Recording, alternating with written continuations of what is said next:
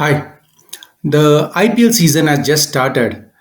And as the season progresses, you can see more and more data coming in. This data has a lot of real time information and rich information that can be used for data analysis, data visualization, or statistical analysis.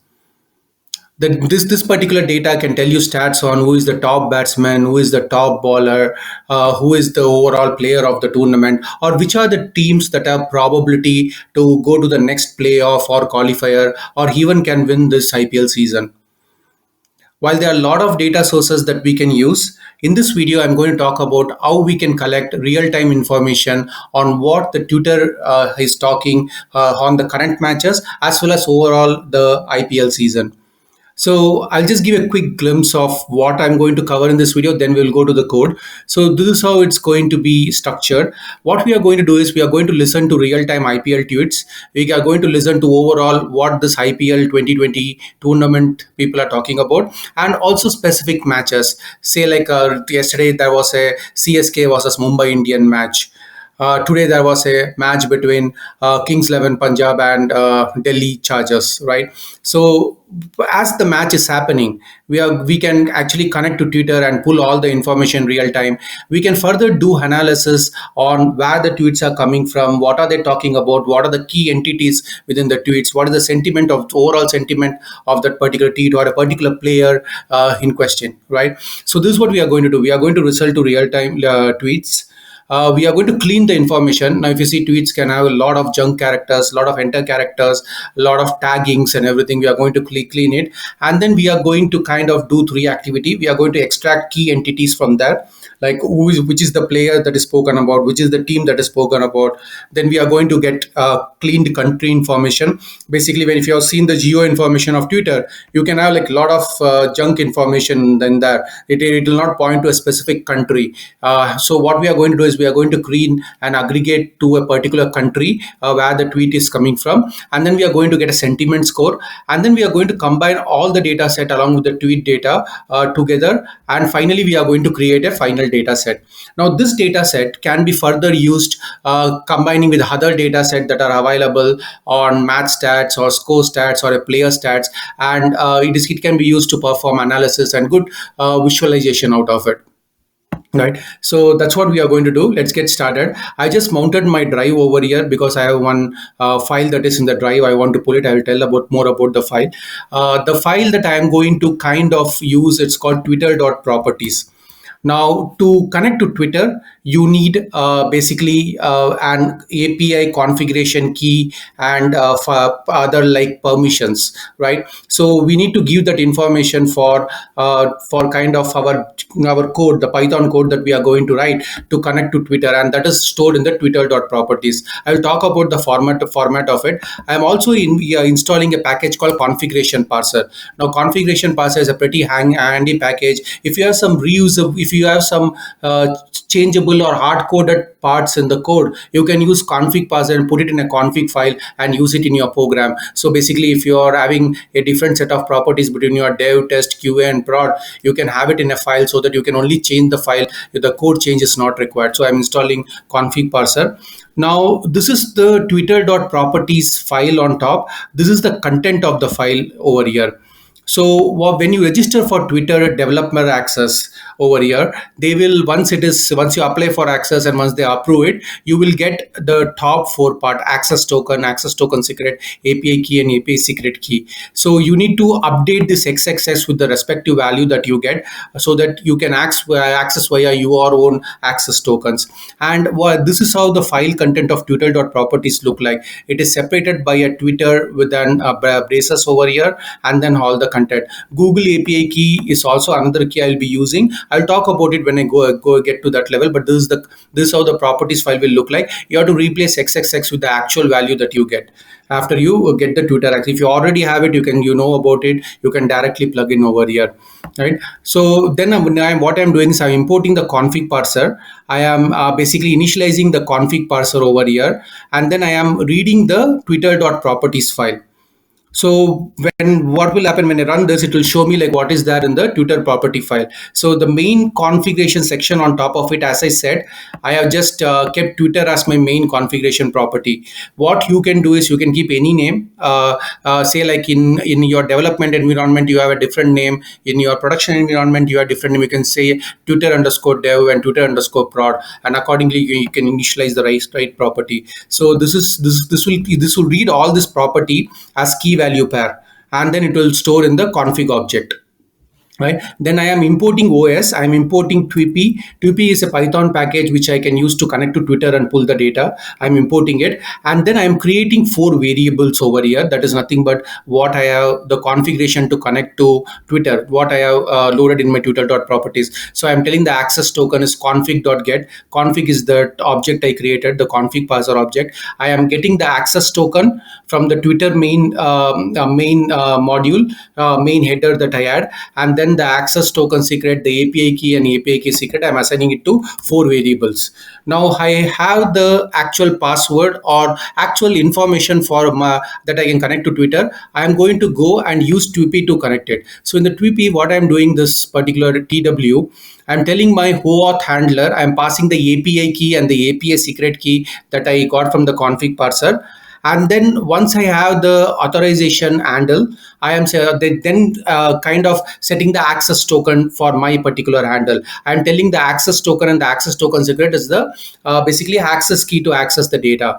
And once I have the authorization done, I am calling that twippy.api method. I am passing the authorization object, because once I hit Twitter, I need to tell that this is my authorization object. Otherwise, Twitter will not allow you to connect. It will block the access, right? And this is like kind of a free quota you have. You can also get premium, but I'm just going to use free quota. There is some limit with which I can read, and every 15 minutes I can read only, I think, 1,000 or odd records. So for that, what I'm doing is I'm telling wait on rate limit equal to true. So in case I have read for the current rate limit, this particular TP model will all or wait for it until your next access quotas releases, and then it will read it back. That will be after 15 minutes. That's the current default, but it can change, right? So that's why this wait on limit, and I get an API object from there, right? So I have established my connector to the Twitter. In this, I am setting the access permissions, and I am setting the API object to connect. Now I need to mention my search keywords. So what I am doing, my search words, I am telling IPL 2020 is the hashtag handle in Twitter, and I am telling if you want for only the overall IPL stats, you can give only the first part. But in case if you need for the current ongoing match, right? Today's 20th when I'm taking the video, and the match between Deccan Chargers and Kings 11 Punjab is going on. Not Deccan Chargers, sorry, Delhi and Kings 11 Punjab is going on. So basically, what I'm telling is read the IPL 2020 hashtag, and it also kind of have the Delhi versus Kings 11 match information somebody's tweeting about. So both of this should be the handle, and I'm telling the date since as 29/2020. So today's 20th, so I'm pulling the data for 20th. Now tomorrow, if a different match is going on, you can put 21st, 22nd. You can get the current system time and just put it over there. And for the match, you can go to external website, scrap the data, and get the match, right? So basically, what I'm doing is I'm kind of running the search words and everything, and defining the search words rather here, and the dates is over here. Now, next, what I'm doing is now I have everything in place. I am going to go and get my 2P object. I am going to set the cursor over here. So I'm telling like, okay, till what part I have read, that's what the cursor does, right? I'm giving API.search. So I have the API object. I'm telling that search Twitter based on the Hubbo information access key I have tagged, I have created. My search words are over here, IPL 2020 and Deccan Chargers. My language is English, and since 2009 2020, right? And I am here only getting like 1,000 items over here. You can give a higher items or give a lesser items. I'm just giving a lesser item so that I can finish this video quickly. I'm going to limit it to 100, but you can keep it 1,000 or whatever it is. So once it is there, I'll get this tweet object. So now if you run this tweet object, the tweet object is nothing but an iterator over here. It's an item iterator, right? So what I'm going to do is I'm going to read this item iterator, and then I'm going to assign it to tweet underscore details. That's what I'm doing. I'm telling for tweet in tweets, looping through, and I'm getting like tweet.geo, from which geo it has been tweeted, the text that has been tweeted, the screen name, who has tweeted it, and what is the user location. So I'm getting this four information as a list object over here, and then I'm assigning it to tweet details. Then I'm going to import pandas, and then I'm going to assign this tweet details. If you see over here, I'm assigning this particular tweet details list object to an pandas data frame, and then I am basically giving the column name as geo, text, user, and location, which is the four rows I have picked. And let us quickly view this particular data frame, how the data looks like. So this is how the data looks like over here, and you can basically see the text. This is what I was talking about, the hearty hat and all. These are all looking more kind of a junk data. There's a enter character slash n, and when you save the enter character, you don't want it. And if you see over here https as a URL, you don't want it. You want to clean this text, right, so that you can get some meaningful information out of it. You don't want the enter character and all this information, right? So that's what we are going to do next. You have the user information who has tweeted. You have the location. This says like, okay, it says Guntur, it says like Mysore. I want to look at country level, so I don't want to look at each and every individual location that people have set in the handle. So we are going to take this, we are going to clean it and get the country information. Before that, what I'm going to do is I'm going to quickly check. I'm just going to group it. Who are the users who have tweeted it, right? If you see over here, like basically somebody Rakshita has tweeted 10, Abhi Bani is tweeted 9, and this is the tweets by user count, and this is by tweets by location count. So if you see the location, you can actually see like there is a Mysore, India, Mumbai, India, Lima, Peru. There are a lot of information. There's a Pakistan. That's from Northern Ireland. Now, if I try to aggregate it, I get hundreds of information by state level. I don't want state level. I want country level, and that's what I'm going to do when I'm going to go and aggregate in the country. I'll show you that part. Now, the very first time I think I'm going to do is I'm going to take the test. I'm going to clean it. Right. For cleaning, I am created a function. I am importing regex. I am creating a function. In the function, anything that starts with hearty and net, I am replacing with empty. So if you see the tweet on the top, it basically starts with hearty and everything. There is a URL in it, right? In some of the tweets we saw, there was a URL, there was a slash and enter, enter character. I want to remove all those things. So that's why I'm creating like function. First, I'm removing anything that starts with RT at. I'm removing anything that starts with hat. Somebody has tagged some people. I don't want it. I am removing that. I'm just converting that into a space character. If it has URL like HTTP or HTTPS, I am removing that as well. If there is an enter character, I am removing that as well. So this particular function, once I pass the text, it will kind of clean it and give it to me. So what I'm doing is I'm taking the text column from my tweet data frame. I am applying this particular function. I'm using like a lambda function over here and calling this function and passing the input text over here. So once I run it, and if you see, we will have a kind of clean text over here with all the data removed and everything. I kept the hashtag, but if you want, you can remove the hashtag as well, right? Instead of like hut, you just start with the hash on in the clean function and it will get removed, right? So now we have kind of clean data. If you want, I can remove the emojis and everything as well. That is something like more detailed cleaning that we do. At this stage, I can save it to a file and take it and run it across. But what I'm going to do, I'm going to do few more activity on top of it, right? I'm going to do kind of entity extraction. I'm going to do sentiment scoring and others. So that's what I'm going to do now. I have a file over here, tweets_ipl.csv. Now what I'm going to do, I'm going to find key entities that users are talking about, right? So for that, I'm importing Spacy. I'm going to use Spacy module, and I am loading basically the Spacy model, which can be used for named entity recognition. That's what I'm doing. So that's assigned to an NLP object. Now, first thing I'm going to do is I'm going to take this NLP. If you see over here, what I am doing is, let me put an enter character here. Yeah. So here what I'm doing is I'm telling my entity.text starts with hash. If the entity.text starts with hash, so I'm taking this NLP object, I'm taking anything that's get passed with the lambda function in the text. So I'm only taking the text data. So lambda of x will be having all the text, it will pass it, and from the NLP object, it's going to get all the entities. And if the entity start with hash, I'm going to ignore it. The reason is typically the hash IPL 2020, all the hashtags are not real entities. So I'm going to ignore it.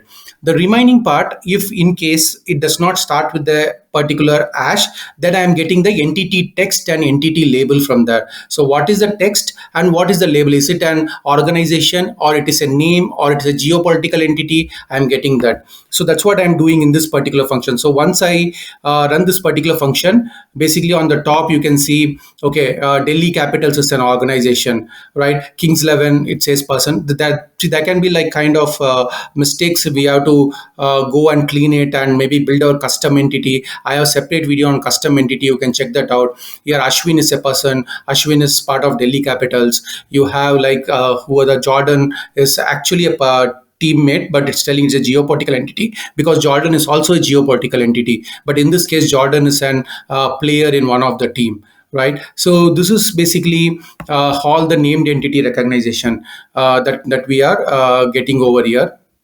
Now what I'm going to do, I'm going to run the same function and going to assign to a separate column. I just showed you, ran it and showed you, but the same function I am just running it and I'm assigning it to a new column called entities in the data frame.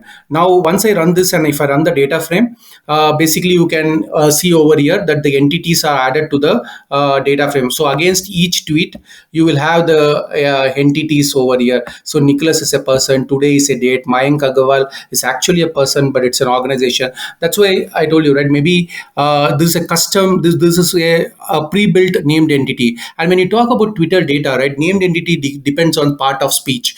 When you talk about Twitter data, to compress the particular word to fit to Twitter, people may like remove all the unwanted stop words and everything, which are pretty important. So that's where you can go and develop a custom named entity model and see if it works better, right? But I have the entities now to most extent. Next I'm going to run a sentiment analysis on the tweets. So for that what I'm doing is I am loading from NLTK, I'm loading the Veda sentiment, which is a predefined lexicon based sentiment that comes in. So that will download this will download the Veda lexicon package, and then I am creating like an sentiment intensity analyzer over here, which is part of the Veda package, and I am assigning it to an SID variable.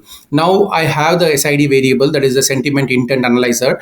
I am going to call the text again, the tweet df.text. I am again running a lambda function, and I am calling from this the polarity score for each and every tweet.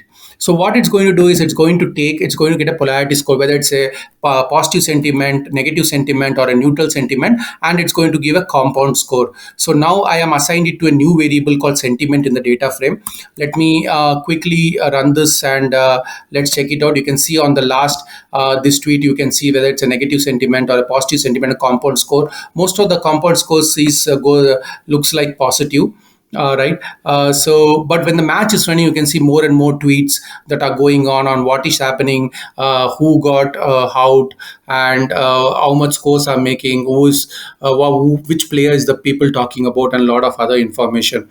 Now I have the sentiment score. I have basically the named entity. The final thing I'm going to do is I'm going to get the exact location name rather than Guntur and other place. I want to know whether it's India, whether it's US, or whether it's Pakistan, or whether it's other country. So I'm going to do a pip install Google Maps for this. I'm going to use the Google Maps geo encoding API. Right, and then I'm going to import Google Maps after that is done. Now for Google Maps to work, you need the Google API key. And what you can do is for this API key, you can log into Google Cloud Console and you can just enable and get the API key. Now there is a lot of free quota limit in this. You almost get like every month around $100 to $200 worth of free API access. You can go log in, just get the API key and use it. It may ask for billing information, but maybe you have to provide it. I am not exactly sure of it. If it asks you to do it, but you will not get charged until you exhaust the quota limit, and the quota is pretty high, which typically many people will not use it. Right. So what I'm doing is I'm telling my Google Maps.client, I am creating from the config file, I created the configuration object. I'm getting the Google API key, and then I am calling the. So let me run this first, and then I will talk. So now, if you see, like after this has run, it's going to go and get. This is just a sample location I'm picking up. I'm picking one of the location that is there in the particular tweet data frame. and I'm killing Google Maps geocode of that location. Now, if you see that particular location, it's returning back. Okay, the address component, you have India.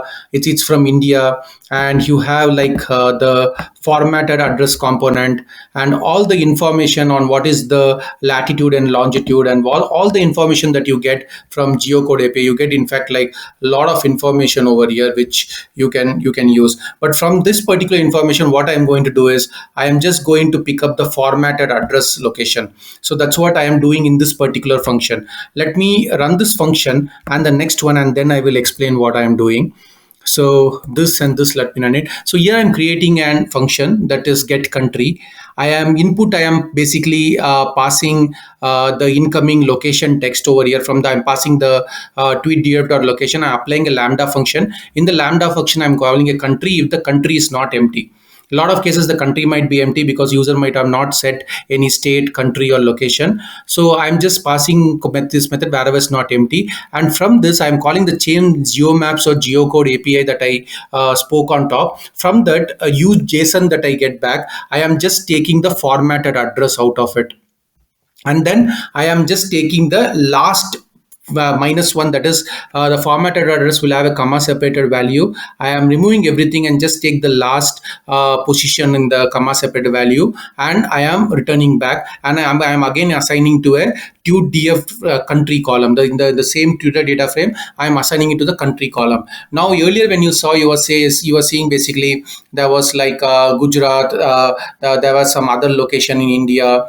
Now when we run now the TUTDF dot value counts, basically you will see only aggregated at the country level wherever we have. So as you can see, India there are 44. A couple of things I did not get, so that's why it's coming error. It's to Peru I have two, Pakistan I have one, Bangladesh I have one, USA I have four. So now I have got at the country level. So now I can show stats like which country is mostly talking in the Twitter as real time information is coming in, right? And then I can print my data frame again. Over here I'm next I'm checking like what are my data types in the data frame. You can see the country is also added towards the end, and then basically I'm checking what are the data types, and then finally I'm saving it back to an CSV file. Now I have this CSV file. I can collect other information from other sources. I can do a web scraping, or I can collect from any other sources which IPL provides. I collect more data, I can combine it, I can do good visualization or data analysis or statistical analysis with it. So that's about it. Thank you very much.